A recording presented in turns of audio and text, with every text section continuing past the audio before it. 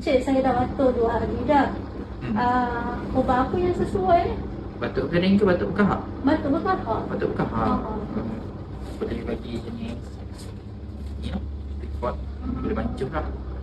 Macam mana nak minum ni? Masukkan air setengah gelas. Bancuhkan 1 paket Freefort. Kacau-kacau. Boleh minum. Terbaik.